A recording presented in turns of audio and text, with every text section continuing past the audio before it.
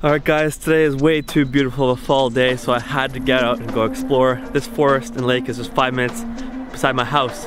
Can't wait to show you guys.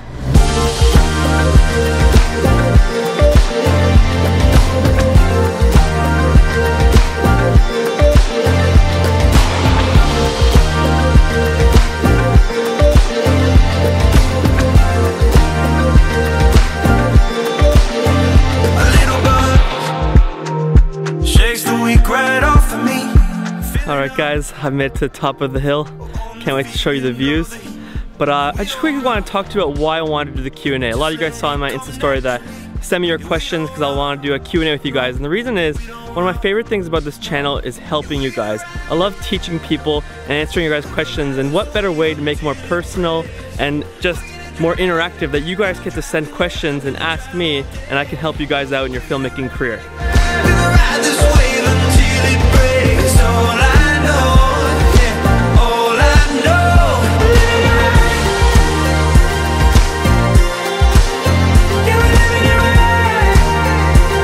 Check out those views. Can you believe it? That's like my backyard. First off, I want to thank all of you guys for sending in your questions. It's so nice that we're all part of this one community where we can encourage, where we can help each other, where we can learn more about photography and filmmaking. And also, this gives you an opportunity to get to know me a little bit better. A lot of times you see different filmmakers and YouTubers and you see them making epic films, but you don't really know the person behind the lens. So I really appreciate the opportunity that you guys are giving me just to be able to share more about my life and so you guys can learn from me. Alright, first question. Dylan from DK Media asked, how did you get started in photography? And for me, it was actually kind of a funny story. So I remember when I was maybe 18, 19, I had just moved to Finland and I thought it would be really fun to take just photos for memory's sake. And so I bought a Canon Rebel and I was clueless. You know, the things that I was most interested in was doing like a slow shutter and drawing with sparkler to make some cool lettering or take some star photos. You know, the typical things that people are mostly interested, you know, taking macro photos, something like that. Something that you just have never done before, so you want to try it out when you get a camera. So first, I got the Canon Rebel. I took some photos, but I really didn't get into it. But then later, fast forward maybe 2 years, and my brother Maddie and I, we were in Bible college. And we started doing videos for our church. And I remember the first camera that we then bought, or that I bought, was the Canon T2i. And I remember seeing reviews on YouTube about how solid the footage looked, how crisp and how sharp the footage looks, which is funny now in hindsight because cameras have developed so much from back then. But still, the camera was amazing, and we just started making videos for church, and we started buying more gear, and because we started buying more gear, we were like, okay, we gotta make money off this somehow. So we started shooting weddings. And so I started shooting the photos, Maddie did the videos.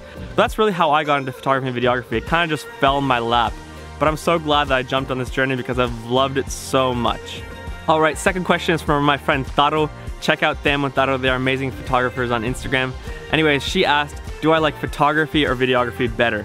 And that's really a hard question because, well, I first started out in photography, but then I quickly learned videography as well. But they're so different, right? I love the fact about photography is that you can just snap a few photos and you're happy with that. You know, you can just edit a few photos and you're great.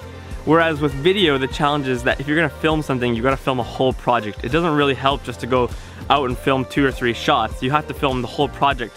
So in some ways, photography is more fulfilling initially, but when you do film that video project and you get the whole project done, it's really fulfilling to get that whole project, but it's a lot harder in my opinion.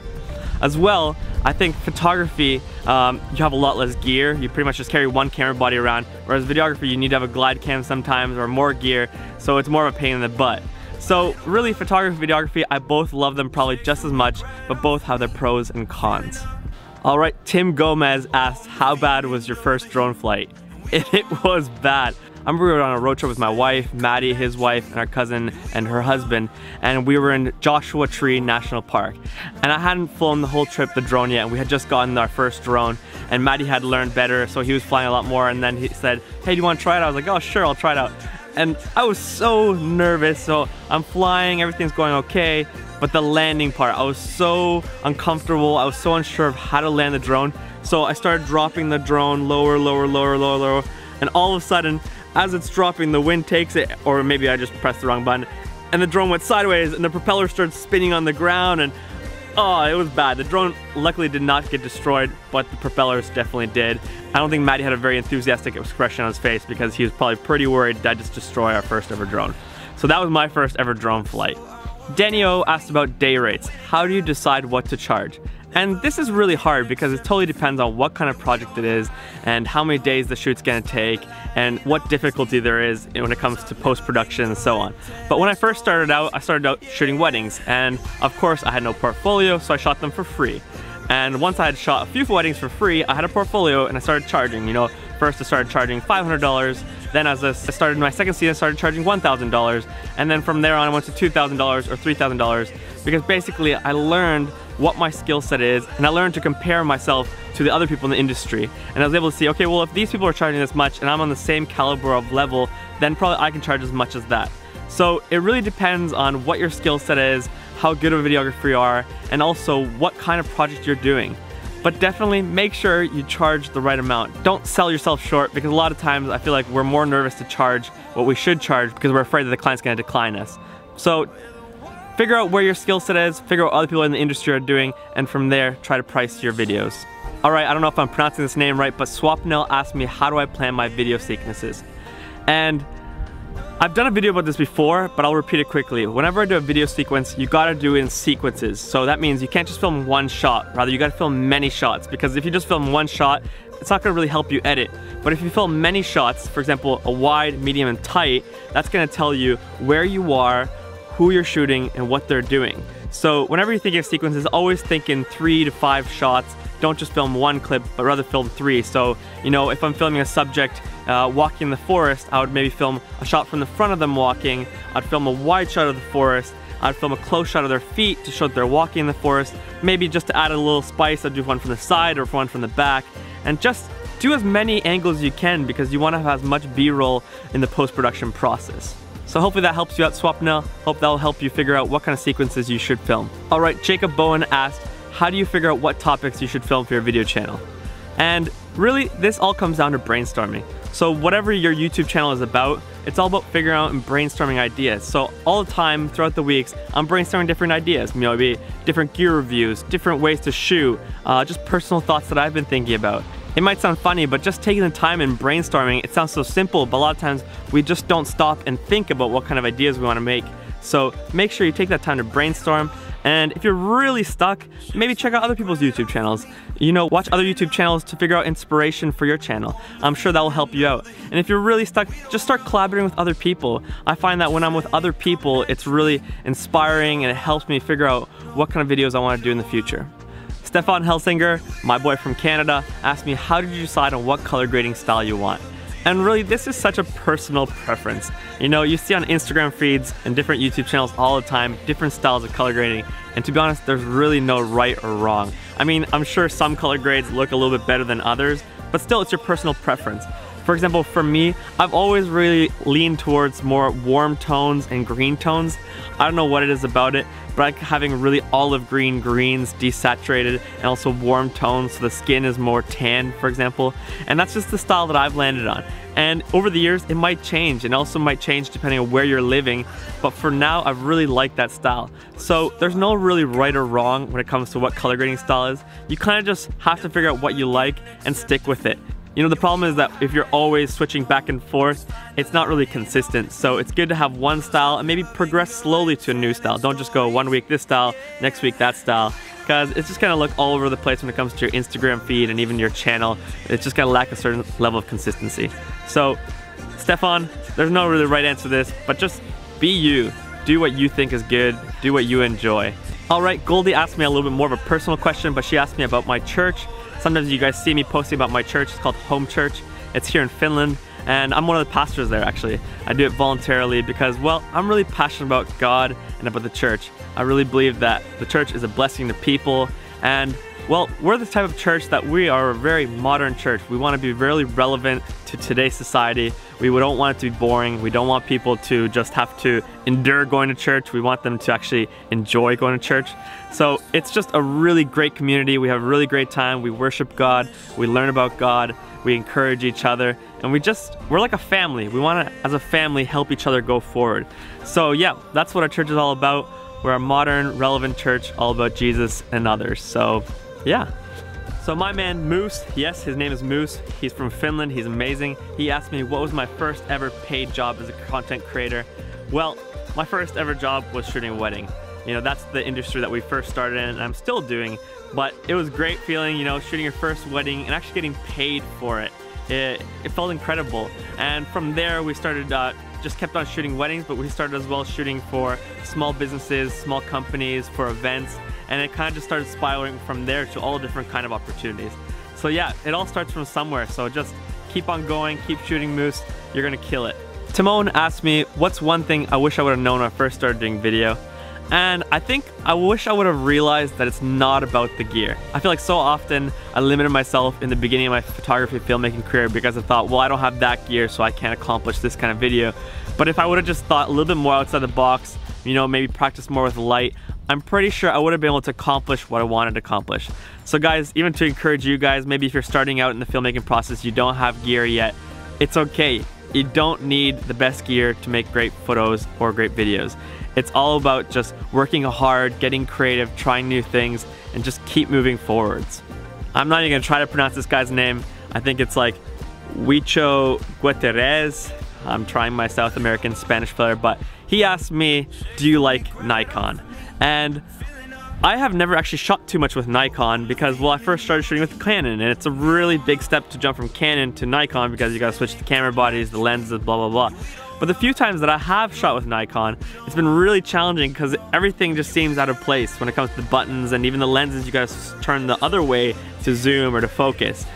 But lately, in the past few years, I've been super impressed when it comes to photography because the Nikon cameras are able to lift the shadow so much, so sometimes you see wedding photographers, they shoot such an underexposed photo, but yet they're still able to boost the exposure to get the right shot.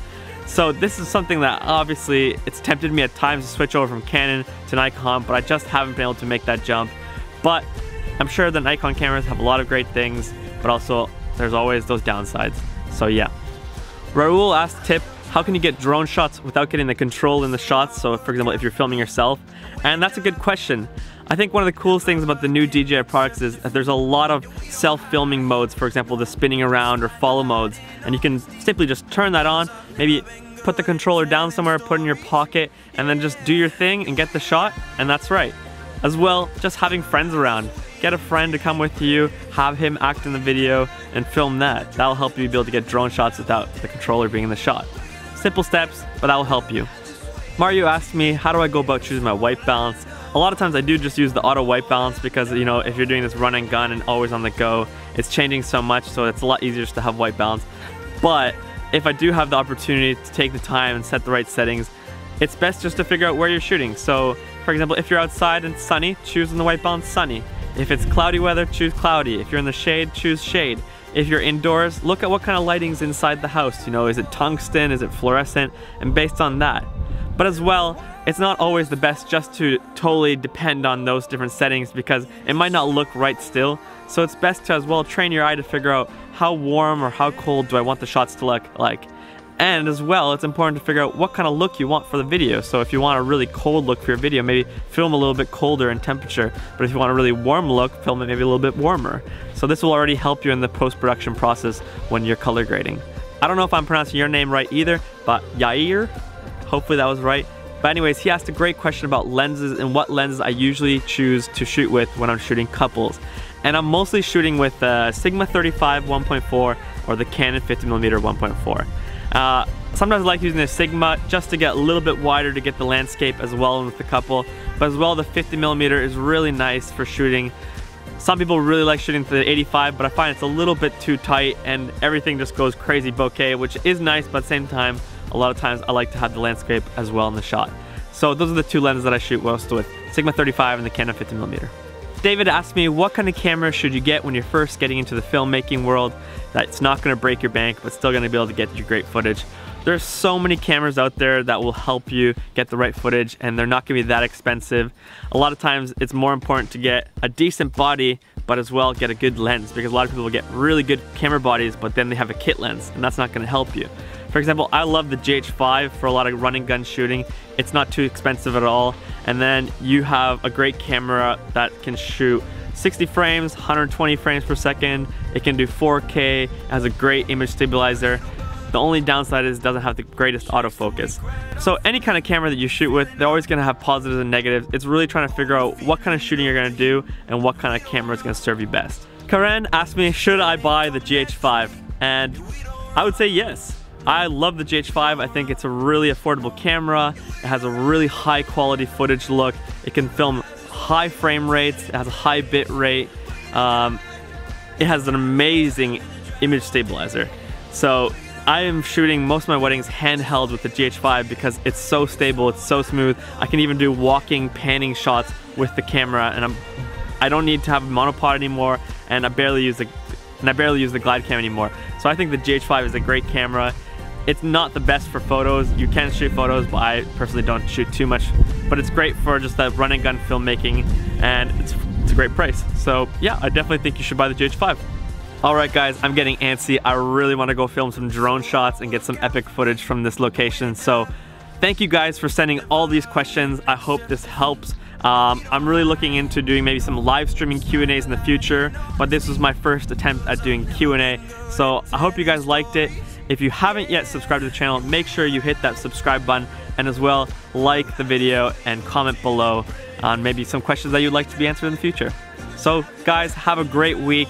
Hope you guys are gonna go and just explore and adventure and live life.